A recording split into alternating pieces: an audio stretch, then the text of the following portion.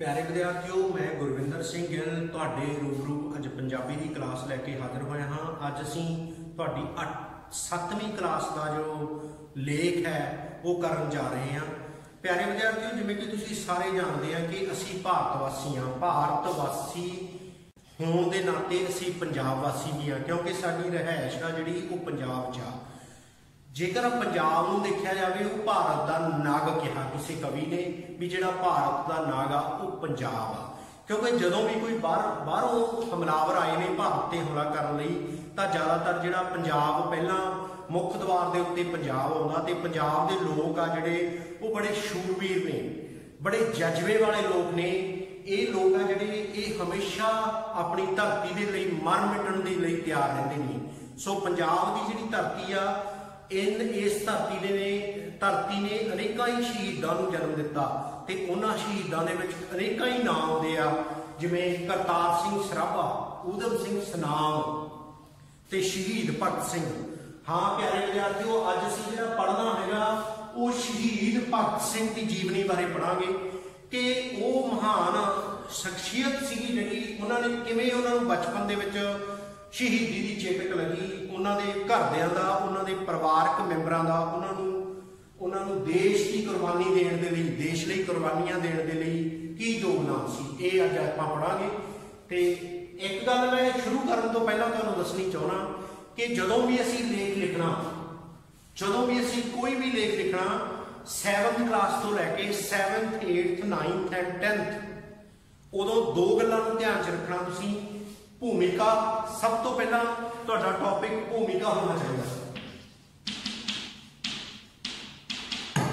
भूमिका उस तो बाद तुसीं मैटर जिन्ने मर्जी हैडिंगां दे विच अपना मैटर दे सकते हो, पर लास्ट दे विच तुहाडा सिट्टा जरूर होना चाहिए। इन्हां दो हैडिंगां तो बिना ना तां जिहड़ा लेख शुरू हुंदा ते ना ही खत्म हुंदा, इसलिए जरूरी याद रखना। सिट्टे दे विच तुसीं अपने विचार लिख सकते हो कि तुसीं पूरी व्याख्या तो बाद की सिट्टा कढ़िया भी जिहड़ा भी टॉपिक असीं करते हैं। जिवें भगत सिंह करते हैं तो भगत सिंह बारे लिखांगे, जे कोई बुराई करते हैं, जिवें कोई समाजिक जिहड़ी बुराई हुंदी है, समाजिक बुराई साडे कोल जिवें दाज प्रथा करते हैं तो उहदा साडे ते की प्रभाव पै रिहा ते लोग उहदे बारे की कर रहे हैं ते तुहाडे विचार उहदे संबंधित की है। ये चीज़ां असीं सिट्टां 'च लिख सकते हैं। भूमिका दे विच असीं लिख सकते हैं भी जो असीं टॉपिक करते हैं, जिवें अज आपां कर रहे हैं भगत सिंह। भगत सिंह कौन सी, पूरे वार्ड दे विच उहदा की नाम हैगा, ठीक है, उन्हें की काहदे दी कुर्बानी दित्ती है, ठीक है, ते नौजवान उहदे पिछे की लग रहे हैं, किवें लग रहे हैं, ठीक है, भी की असीं उहदे जिहड़े सिद्धांत आ उन्हां नूं फॉलो कर रहे हैं, ठीक है, सरकारां उहदे लई की कर रही ने। इस तरह की जस्ट इंट्रोडक्शन असीं उहदे विच जाण पछाण दे विच भूमिका दे विच असीं लिख सकते हैं। ठीक है विद्यार्थियों, शहीद भगत सिंह की फोटो जिस की जीवनी बारे अज असीं लेख करन जा रहे हैं। सब तो पहलां असीं भूमिका लिखांगे। भूमिका दे विच बेटा असीं लिख सकते हैं कि भारत की आज़ादी लई किन्ने ही शूरवीरां ने अपना योगदान दिता। उन्हां दे विच सब तो पहले नंबर ते शहीद भगत सिंह का नाम आउंदा है।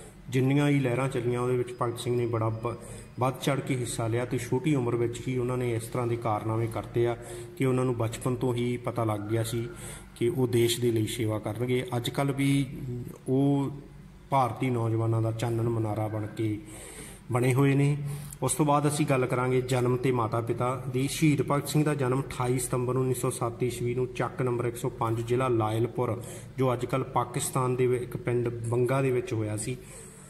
आप दा जद्दी पिंड सीगा जिहड़ा वो खटकल कलां सी, जिला नवां शहर दे विच। आप दे पिता का नाम किशन ते माता का नाम मायावती सी, विद्यावती सी सॉरी, ते आप दे चाचा जी का नाम अजीत सिंह सी जो कि आज़ादी की लहर दे विच पहलां ही बढ़ चढ़ के हिस्सा लै रहे सी ते उन्होंने पगड़ी संभाल जट्टा लहर का मोढी भी सन।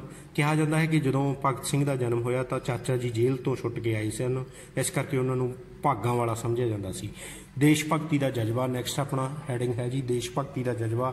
जेकर देश भगती के जज्बे की गल की जाए तो बचपन में ही इन्हों देश भगती की चेटक लग गई सी, भाव कि बचपन तो ही ये शहीद भगत सिंह के खून दे विच देश की आज़ादी के जिहड़े कण सी वो पुंगरने शुरू हो गए सी। इस तो अगे आप गल करांगे बचपन की रौचक घटना। कहा जाता कि एक बारी भगत सिंह तीले लगा रहा सी, एक बुढ़ी के पुछण ते उन्होंने दस्सिया कि वो एक बंदूकां बीज रहा है ताकि वो गोरियां नूं साडे देश विचों बाहर भजा सके। इस तो अगे असीं लिख सकते हैं जी, हैडिंग है साडा शहीद भगत सिंह शहीद करतार सिंह सराभा की शहीदी का असर। जदों शहीद करतार सिंह सराभा नूं फांसी हुई तां आप उदों 9 सालां दे सी ते आप उन्हां दी शहीदी दा आप ते बहुत ज़्यादा असर पिया ते आपने उन्हां दे पूरनिਆਂ ते चलदे होए उन्हां दी जिहड़ी इस तरह की सेध लैके आज़ादी नूं जारी रखिया, साडी आज़ादी दा जिहड़े संघर्ष सी उहनूं जारी रखिया। नैक्सट आप लिख सकते हैं जी विद्या प्राप्ति मुढ़ली विद्या जी आपकी पिंड बंगा तो प्राप्त हुई सी। उस तो बाद 10वीं आपने DAV कॉलेज लाहौर तो प्राप्त की। नैशनल कॉलेज लाहौर तो BA पास कर दी। उस तो बाद आपनू शहीद भगत सिंह नूं गुलामी का एहसास हो गया तो उहदी जिहड़ी आत्मा सी वो झंझोड़ी गई तो उन्होंने एक मन बना लिया भी इन्हां अंग्रेज़ां नूं देश दे विचों बाहर कढ़ना ही करना। इसलिए उन्होंने नौजवान भारत सभा की स्थापना की गई, जिस दे विच आप दा मेल राजगुरू सुखदेव BK चंद्रशेखर आज़ाद ते होर आज़ादी घुलाटियां नाल होया। सारिਆਂ ने रल मिल के नौजवान भारत सभा बना के इनकलाब जिंदाबाद का नारा लाया। उस समय 30 अक्तूबर 1928 नूं साइमन कमीशन लाहौर आया सीगा, ठीक है। जदों वो साइमन कमीशन लाहौर आया तो उहदे विच लाला जी जख्मी हो गए सी। 17 नवंबर 1928 ईस्वी नूं सुरगवास हो गई सी, जख्मी होके उस तो बाद सुरगवास हो गए। भगत सिंह ने लाला जी की मौत का बदला दी ठान लई भी इसका मौत का बदला लेना ही आ। भगत सिंह ने 61 के भुलेखे एक अंग्रेज़ अफसर नूं सांडर्स नूं मार दिता सी, फिर उहदा भेस बदल के मार के अपना भेस बदल के कानपुर चले गए सी। इस तरह असीं इहदे विच इह चीज़ लिख सकते हैं। फिर उत्थों एक बलवंत नां दे बंदे दे नाल अखबारां विच काम करन लग गए सी। इस तरह नैक्सट असीं हैडिंग बना सकते हैं जी असैंबली हाल विच बंब सुट्टना ते सांडर्स का कतल। आपने असैंबली हाल में बंब सुट्टिया तो हसदे हसदे गिरफ्तारी दे दी तो उत्थे आपने इनकलाब जिंदाबाद का नारा लाया लगाउंदे सी। इत्थे ये भी मैं दसना जरूरी समझूंगा बच्चों, इत्थे भगत सिंह का जिहड़ा इरादा सी किसी नूं मारना नहीं सी, सिर्फ मौके की सरकार नूं धमकाउणा सी। बंब सुट्टना का मीनज धमकाउणा सी। इसे दौरान सांडर्स नूं मारन की साजिश में शामिल होने कारण राजगुरी ते सुखदेव उत्थे फड़े गए सी, ठीक है। उन्होंने फांसी हो गई सी ते भगत सिंह नूं उम्र कैद की सज़ा सुनाई गई सी। पुलिस ने कैद करके उस समय दौरान आप दे बहुत सारे काफ़ी जुल्म भी कीते सी। उस तो लास्ट सैकेंड लास्ट आप पैराग्राफ बना सकते हैं फांसी।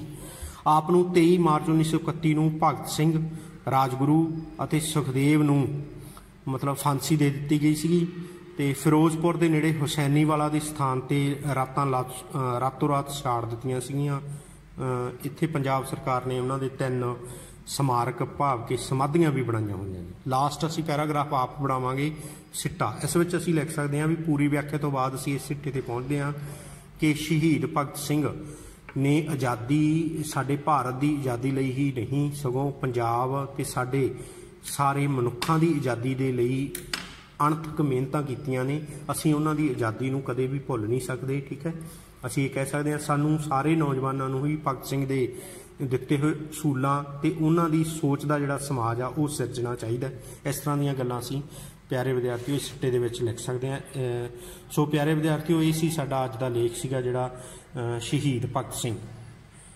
सो धन्नवाद।